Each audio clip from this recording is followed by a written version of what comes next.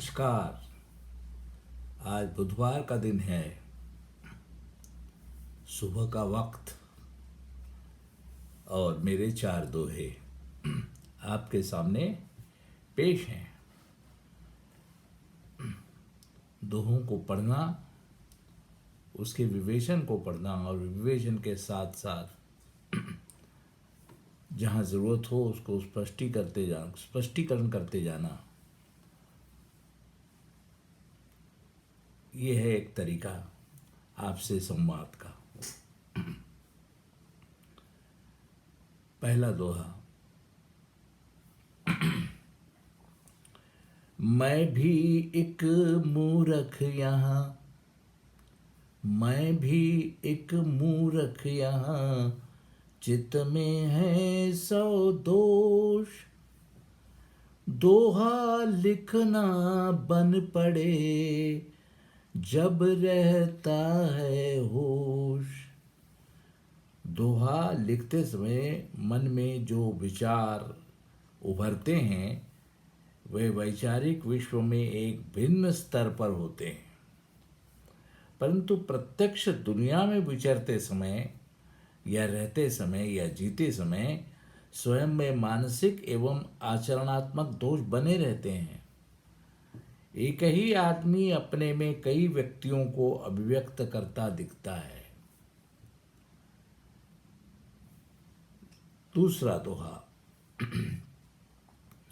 जिसने पाई दृष्टि हो, विजन, इंसाइट, जिसने पाई दृष्टि हो, उनको दोहे व्यर्थ।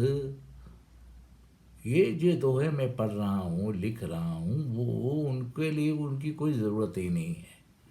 जिसने दृष्टि पा ली है, जिसमें सकल की दृष्टि, सकल की समझ जाग चुकी है, उनके लिए ये दोहे जो हैं उनकी कोई ज़रूरत नहीं है। और क्या सूझेगा अंध को इन दोहों का अर्थ। और दूसरी तरफ जो बिल्कुल अंधे हैं, बुद्धि से अंधे हैं या जागरण से अंधे हैं, ऐसे लोगों के लिए भी दोहे व्यर्थ हैं, उनको भी उनकी कोई ज़रूरत नहीं है। पढ़ लेता हूँ इसका विवेचन। दोहा लिखता हूँ पर इसकी उपयोगिता के बारे में जब सोचता हूँ तब कुछ अजीब प्रश्न सामने खड़े हो जाते हैं।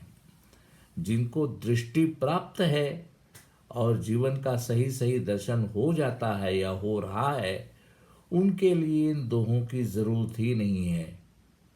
और जिन्हें जीवन के बारे में स्पष्टता नहीं है और उन्हें जिन्हें जीवन के बाबत स्पष्टता की आवश्यकता भी नहीं है, ऐसे लोगों को भी दोहे किसी काम के नहीं हैं, क्योंकि इन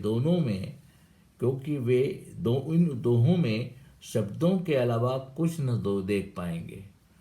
जो दृष्टि से अंध हैं उन्हें शब्द तो दिखेंगे, क्योंकि शब्द देखने की दृष्टि उनके पास है, इसलिए वो शब्द तो देखेंगे लेकिन अर्थ को नहीं देख पाएंगे। अर्थ को समझ भी लेंगे, रट भी लेंगे, लेकिन अर्थ को देख नहीं पाएंगे, क्योंकि वो दृष्टि की उनके पास नहीं है।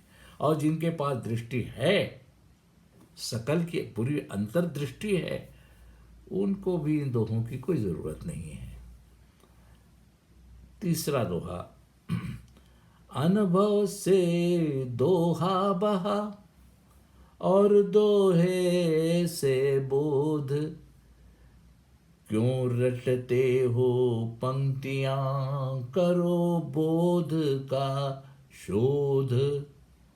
दोहे या दोहे जैसी आध्यात्मिक काव्य पंक्तियां अनुभव से प्रेरित होकर सृजित होती हैं या उनका सृजन होता है। इन सृजित पंक्तियों से जुड़कर पाठक उसमें बोध पाता है। दोहे का उद्देश्य ही बोध देना है, दृष्टि देना है। बहुत से लोग दोहे के शरीर में आसक्त होकर पंक्तियां रटते हैं, उन्हें याद रखने के लिए उनको रटते रहते हैं। दोहा रटने के लिए नहीं, उसमें छुपे बोध को ढूंढ निकालने के लिए होते हैं।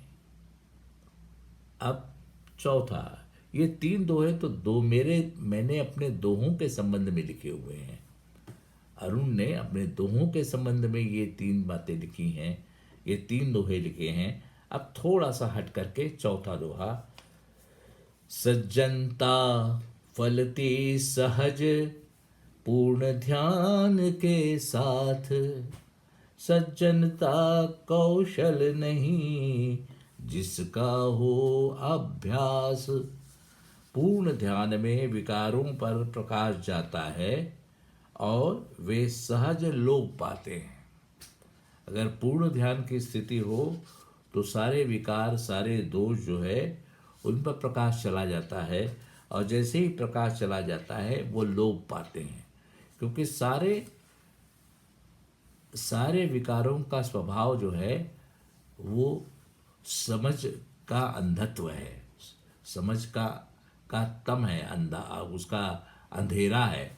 और जब समझ का प्रकाश पहुंच जाता है तो वो लोप पा लेता है। अहंकार ओझल हो जाने पर सज्जनता स्वाभाविक रूप से फलने लगती है।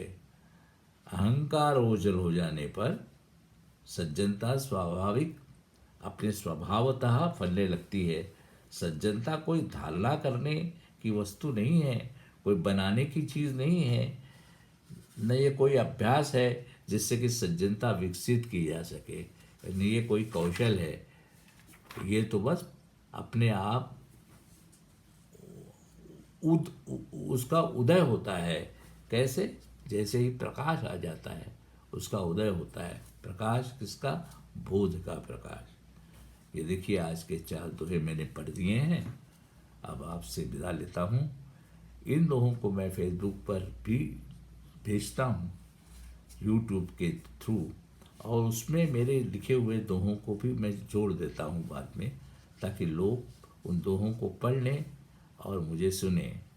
ये उसके पीछे का उद्देश्य है, वही उसका मेरे मेरा जो सादर कर रहा हूँ, मेरा जो प्रेजेंटेशन है, उसका उद्देश्य यही है। मेरे सारे ये रचनाओं का और उसे पढ़ने का उद्देश्य है जागरण, और कुछ भी नहीं। नमस्कार।